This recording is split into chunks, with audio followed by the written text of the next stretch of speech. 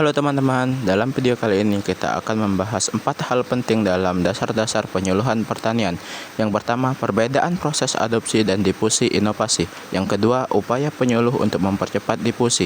Yang ketiga, apa itu penyuluhan partisipatif. Dan yang keempat, perbandingan pendekatan sistem latihan dan kunjungan atau laku dengan pendekatan partisipatif. Statement 1, perbedaan proses adopsi dan difusi inovasi. Adopsi inovasi ialah proses ketika petani mengalami perubahan pengetahuan, sikap, sampai keterampilan, lalu akhirnya memutuskan memakai satu teknologi baru dalam usaha taninya. Intinya, fokus adopsi itu ada pada keputusan dan perubahan perilaku di tingkat individu atau kelompok tani. Sementara itu, difusi inovasi adalah proses bagaimana sebuah inovasi menyebar dari sedikit orang pelopor ke semakin banyak petani lain lewat berbagai saluran komunikasi dalam jangka waktu tertentu.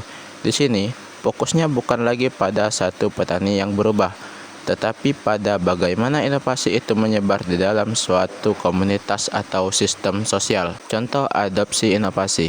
Ada petani yang awalnya ragu memakai varietas padi unggul tahan lama. Setelah ikut demplot, melihat panen tetangganya yang lebih tinggi dan merasa risikonya bisa diterima, akhirnya ia memutuskan mengganti varietas lama dengan varietas unggul itu di lahannya. Itulah adopsi. Sementara contoh difusi yang bermula hanya beberapa petani di satu kelompok tani yang menerapkan sistem tanam jajar legowo karena hasilnya bagus dan sering dibahas dalam pertemuan kelompok serta didampingi penyuluh. Dalam beberapa musim tanam semakin banyak petani yang ikut sampai akhirnya hampir satu desa memakai sistem yang sama. Statement 2, peran penyuluh dalam mempercepat difusi. Ada beberapa upaya yang dapat dilakukan penyuluh, antara lain yaitu yang pertama, benar-benar memahami kebutuhan masalah petani, kemudian memilih inovasi yang relevan, lalu inovasi dirasakan menjawab masalah nyata. Petani biasanya lebih cepat tertarik dan mau mencoba. 2, mengembangkan demplot, sekolah lapang, atau uji coba bersama di lahan petani.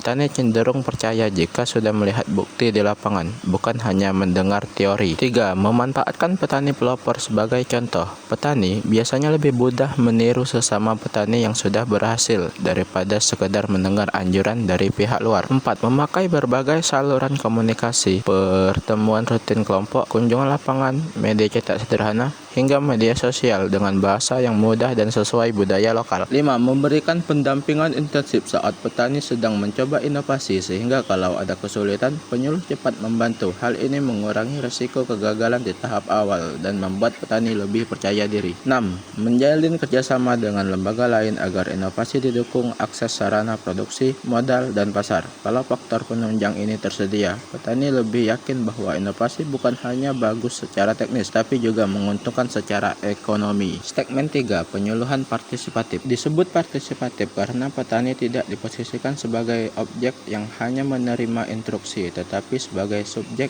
yang terlibat aktif dalam seluruh proses penyuluhan. Petani ikut menentukan masalah, prioritas, merencanakan kegiatan, melaksanakan, sampai mengevaluasi hasilnya bersama penyuluh. Karakteristik penyuluhan partisipatif. Kegiatan berbasis kebutuhan dan masalah lokal. Topik penyuluhan lahir dari diskusi dengan petani, bukan semata-mata dari program atas. Komunikasi berlangsung dua arah. Penyuluh tidak hanya berceramah, tetapi mendorong dialog, tanya jawab, dan tukar pengalaman. Petani terlibat aktif dalam perencanaan dan praktik, misalnya dalam demplot partisipatif, studi kasus, atau pengamatan lapangan bersama. Tujuan akhirnya adalah pemberdayaan dan kemandirian. Petani didorong untuk mampu menganalisis kondisi sendiri dan mengambil keputusan tanpa selalu bergantung pada penyuluh. Perbandingan laku dengan pendekatan partisipatif. Dari sisi tujuan, laku dirancang untuk memperlancar arus teknologi dari lembaga penelitian ke petani melalui penyuluh yang dilatih secara teratur dan terstruktur. Fokusnya adalah agar paket teknologi anjuran bisa cepat sampai ke lapangan dan diterapkan. Sementara itu, pendekatan partisipatif menekankan tujuan jangka panjang berupa pemberdayaan petani, yaitu agar petani mampu mengidentifikasi masalah,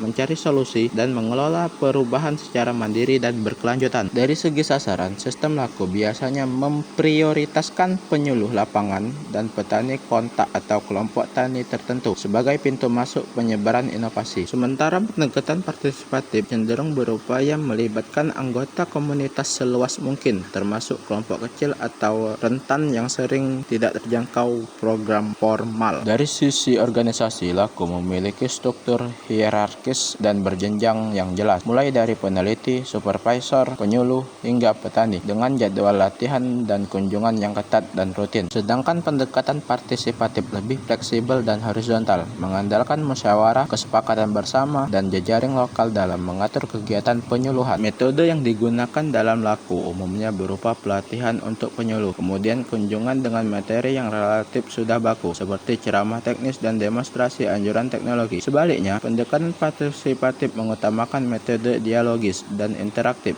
seperti diskusi kelompok, PRA, debat partisipatif, dan pengamatan bersama yang menempatkan petani sebagai pelaku utama, bukan hanya sekedar peserta. Peran penyuluh dalam sistem Laku cenderung lebih dominan sebagai instruktur dan penyampai teknologi yang mengarahkan petani untuk mengikuti paket teknologi yang sudah diformulasikan. Dalam pendekatan partisipatif, penyuluh berperan sebagai fasilitator dan mitra belajar yang membantu proses analisis, pengambilan keputusan, dan organisasian kelompok petani, sehingga petani makin berdaya. Kesimpulan, adopsi berbicara tentang perubahan perilaku petani secara individu, sedangkan difusi berbicara tentang penyebaran inovasi di masyarakat. Sementara penyuluhan partisipatif menekankan keterlibatan dan pemberdayaan petani, sedangkan Laku dan pendekatan partisipatif punya keunggulan masing-masing yang bisa dipilih atau dipadukan sesuai konteks.